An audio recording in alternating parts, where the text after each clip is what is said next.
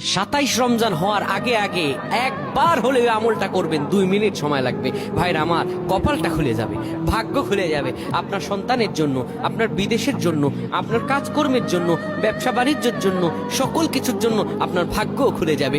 আল্লাহর কসম করে বলছি, এই আমলটা যুবকেরা তোমরা পেলে শেয়ার করে দিবা। আমল না করেও সব পাবা, শুধু তোমার একটি শেয়ারে তোমার আমল হয়ে যাবে। তুমি আমল না করেও সব পাবা। ভাইরা আমার, 27 রমজানের আগে আল্লাহর কসম করে বলছি, এই আমলটা ছাড়বেন না। এই আমলটা আপনারা সকলেই করবেন, এই আমলটা সকলের কাছে পৌঁছায় দেবেন, নিজে জানবেন এবং অন্যকে জানাবেন। যত মানুষ বিপদগ্রস্ত আছেন, যত অভাবে আছেন, বিদেশে থেকে দেশে আসতে পারতেছেন না, বিদেশ যেতে পারতেছেন না, বিপদের উপর বিপদ লেগে আছে, 27 রমজান হওয়ার আগে আমলটা করেন। 2 মিনিট সময় লাগবে, বেশি না।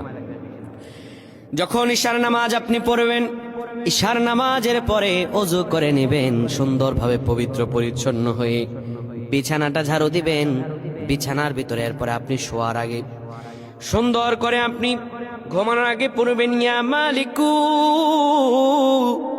ইয়া মালিকু 100 বার পড়বেন। এরপর ইয়া খাবিরু 100 বার পড়বেন। তারপর একবার দুরূদ শরীফ পড়বেন।